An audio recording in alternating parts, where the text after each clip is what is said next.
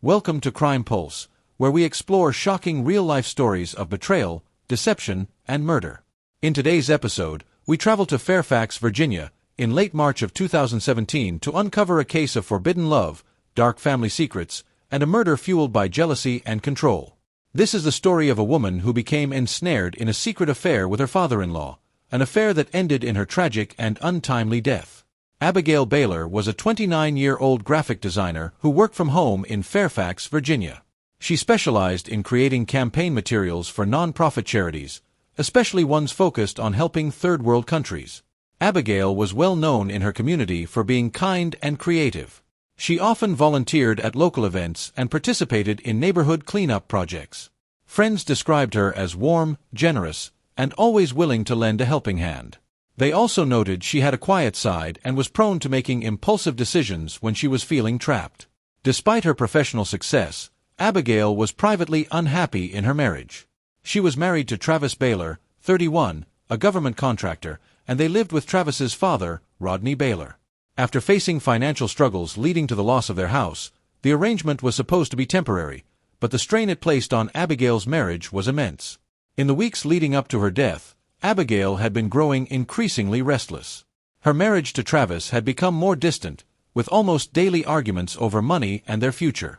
She had also begun a sexual affair with her father-in-law, Rodney Baylor, 66, a retired Army colonel. The affair had started as a way to escape her marital troubles, but over time Brielle grew more conflicted and desperate to break free from the toxic situation. At the same time, Brielle was also facing pressure at work.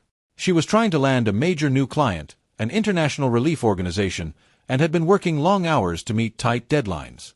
Friends noticed she seemed more stressed than usual, but Brielle kept her personal life private.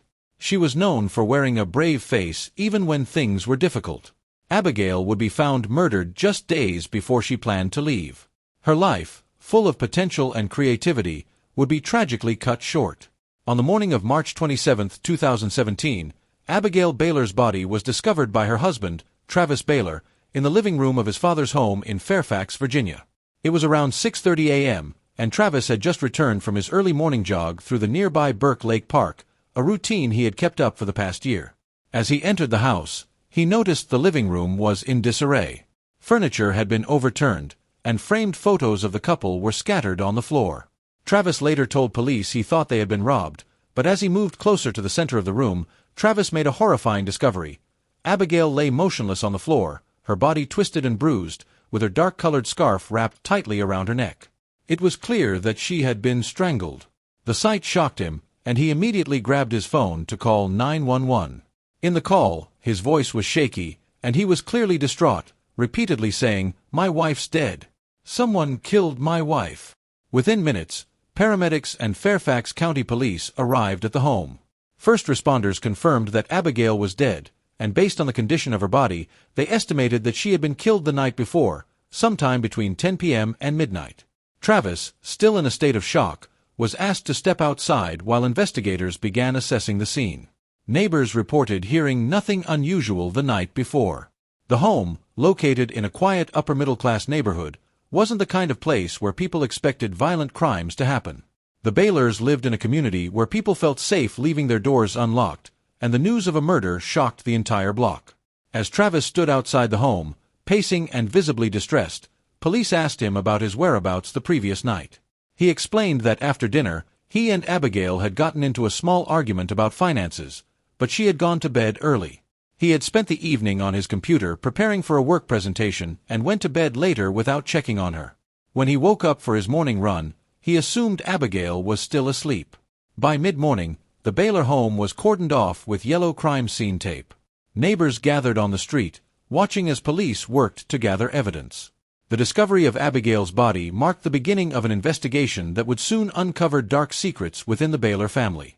Fairfax County police officers arrived at the Baylor home just after 8 a.m. on March 27, 2017. The neighborhood was quiet, with a few early morning commuters heading to work, unaware of the tragedy unfolding just a few doors down. Lead investigators, Detective John Ellis, 45, and Detective Maria Singh, 38, were assigned to the case.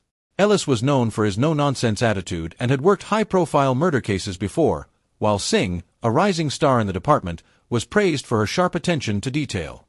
When they entered the living room, the scene was chaotic. The couch was flipped over, a glass coffee table was shattered, and the family photos that had decorated the walls were scattered across the floor. It was clear there had been a violent struggle. Abigail Baylor's body lay near the coffee table, her legs twisted beneath her and her arms showing signs of bruising, likely from trying to defend herself. The scarf wrapped around her neck was tight, and her face showed signs of asphyxiation. Her lips were blue, and her eyes were wide open. Ellis and Singh quickly secured the area, marking potential pieces of evidence and taking photographs of the scene. They noticed a few small bloodstains on the carpet, likely from cuts sustained during the struggle. Singh spotted a broken vase near Abigail's hand, which they believed she might have used to fight off her attacker. The detectives also noted that there were no signs of forced entry, which raised questions about whether Abigail had known her killer. The investigators used a variety of methods to process the crime scene. Forensic technicians dusted the room for fingerprints, collected samples of hair and fibers from the carpet, and carefully examined the scarf used to strangle Abigail. They hoped the fabric might hold traces of the killer's DNA. Meanwhile, Ellis and Singh reviewed the surveillance footage from nearby homes to check for suspicious activity in the area. As the investigation progressed, police theorized that Abigail's murder had been a crime of passion. The level of violence suggested it was personal rather than a random robbery gone wrong. Detective Ellis remarked to reporters that the crime was up close and brutal, leading them to focus their attention on people close to Abigail, particularly her husband Travis Baylor and his father, Ron Baylor. The crime scene was processed meticulously, with detectives working into the afternoon. By the end of the day, they had collected over a dozen pieces of evidence, but many questions remained unanswered. What had led to such a violent confrontation in this seemingly quiet home? Travis Baylor, 31, was the first person investigators turned to. He was Abigail's husband and a charismatic government contractor who often boasted about his connections in the community. Travis appeared to have it all: a good job, a nice car, and a respectable reputation. But behind the polished exterior, his life was far from perfect. Travis had been cheating on Abigail for over a year with a younger woman, Brielle Perez. His marriage was crumbling, and financial problems were mounting after he and Abigail lost their home and were forced to move in with his father, Rodney. On the morning of Abigail's murder, Travis told police that he had been out jogging, a routine he claimed to stick to regularly. He appeared composed when speaking to detectives, but was visibly uncomfortable when they asked about his relationship with Abigail. He admitted they had been fighting recently but downplayed the seriousness of their problems, calling them typical marriage stuff. However, when Detective John Ellis pressed him about his mistress, Travis's calm demeanor cracked. He became defensive, insisting that his affair had nothing to do with Abigail's death. Despite his cooperation, Travis was evasive when asked about the details of his movements that morning. His alibi was shaky, with no solid evidence to back up his claim of running. Detectives found it suspicious that Travis hadn't noticed anything unusual when he returned home. He said he found the house in its usual state and only became aware of Abigail's murder when he saw the police. Police began to consider whether Travis had a motive. His financial situation had been worsening, and his affair with Brielle was adding more strain to his already troubled marriage. It was clear that Travis had a lot to lose if his marriage continued to fall apart. Investigators speculated whether he might have reached a breaking point, leading to a violent confrontation with Abigail. As detectives continued to question Travis, they couldn't help but notice the inconsistencies in his statements.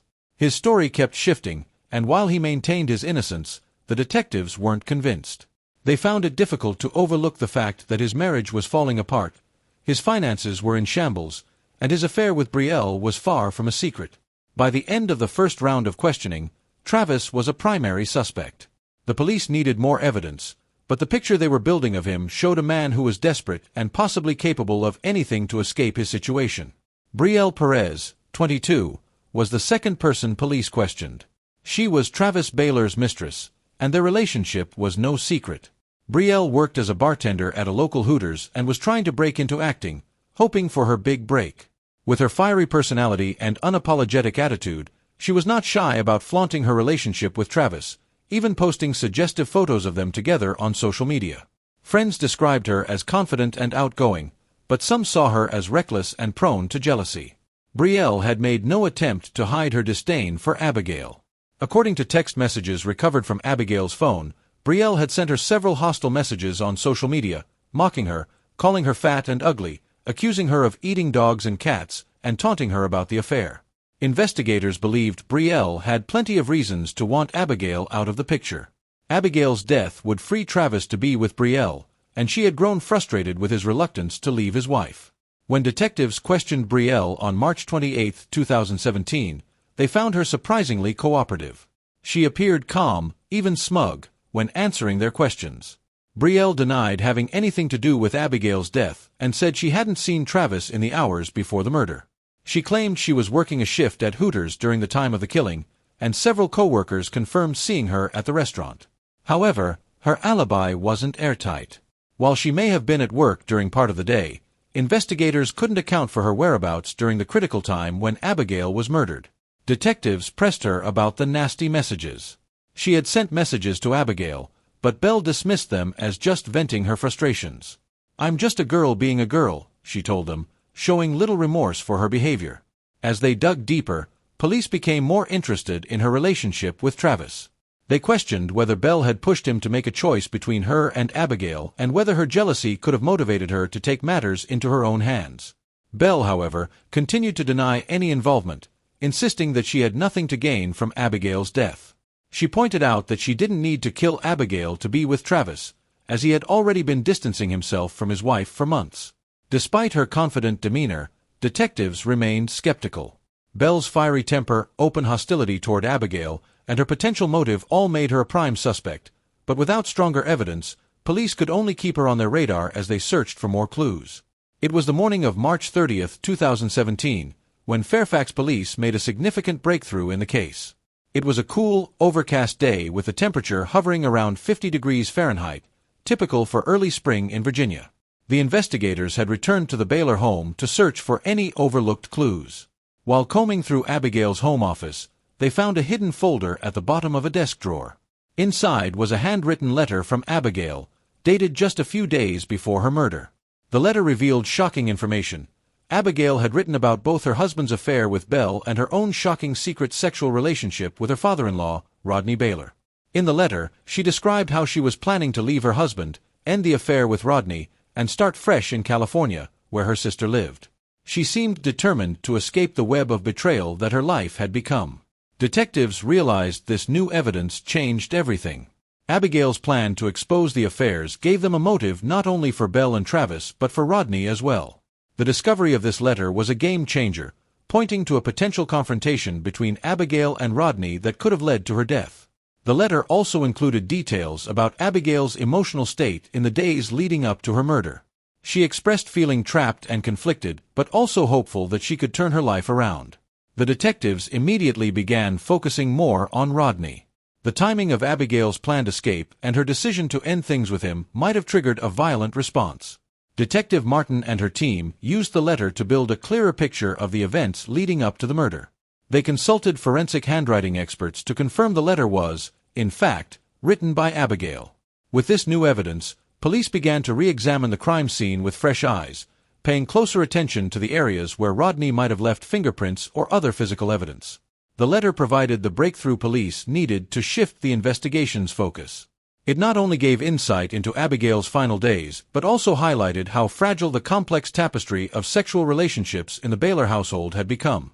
Armed with this new information, detectives were now looking at Rodney as their main suspect. With the discovery of Abigail's letter, the investigation took on a new sense of urgency. The police were determined to find more concrete evidence to tie Rodney to the murder, and they began tracking his movements in the days surrounding Abigail's death. Rodney "Rocky" Baylor, the 66-year-old father-in-law of Abigail Baylor, had been a respected figure in Fairfax for decades. A retired colonel in the U.S. Army, Rodney lived a quiet, comfortable life after his military career. He was well known in his community for his discipline, sharp wit, and authoritative presence. But beneath his polished exterior, police began to uncover a much darker side. As investigators turned their attention to Rodney after the discovery of Abigail's letter, they quickly learned that the affair between him and Abigail had lasted nearly a year. It had started when Abigail and Travis were forced to move into Rodney's house due to financial troubles. Rodney, still in good shape for his age, had become more than just a father figure to Abigail. He became her lover. Their relationship had evolved into something secret and forbidden, leading to an intense emotional and sexual entanglement. On March 31, 2017, detectives brought Rodney in for questioning. Detective Maria Singh, who had been leading the case, wanted to dig deeper into his motivations. Rodney presented himself as calm and cooperative, answering questions with a kind of precision and politeness one might expect from a retired colonel. However, there were small cracks in his demeanor. He seemed too eager to dismiss the affair as a misunderstanding and described it as a brief lapse in judgment. The police questioned him about Abigail's decision to end the relationship, as detailed in the letter they found. Rodney's expression hardened when this was brought up. He denied knowing anything about the letter or Abigail's plans to leave him and his son. However, the detectives noted the tension that flared up in his voice whenever the topic was broached. Rodney had always been a man who liked to be in control, and losing Abigail both emotionally and physically was something that could have easily sent him over the edge. The investigators pressed him on whether he had seen Abigail on the day of her murder. Rodney claimed he had been out running errands and later went to a local veterans event, though his alibi was thin and hard to confirm. As the interrogation continued, Rodney became more defensive, especially when the detectives hinted at the possibility that Abigail might have exposed their affair to his son, Travis. Despite his calm exterior, it was clear that the idea of losing everything, his family's respect, his reputation, and Abigail, had deeply affected him. With Rodney now the prime suspect, police intensified their efforts to find concrete evidence linking him to Abigail's murder.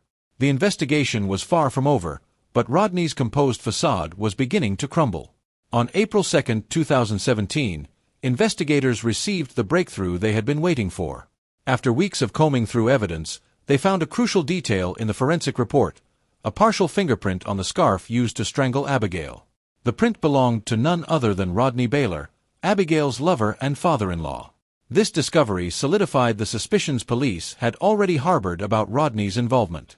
With the fingerprint as hard evidence, detectives were deadly certain Rodney had been in close contact with the scarf that killed Abigail. Coupled with the damning details from Abigail's letter, police pieced together a motive. Abigail had planned to end their affair and reveal the truth about her relationship with Rodney, along with Travis's affair. For Rodney, a man obsessed with control, the idea of losing both his lover and his respectability drove him to a deadly decision. On the morning of April 3, 2017, at 9 a.m., police moved in to arrest Rodney at his Fairfax home. Rodney didn't put up a fight.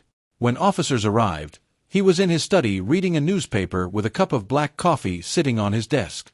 The once proud Army colonel maintained his composure as detectives cuffed him, but there was a noticeable shift in his expression. He wasn't surprised.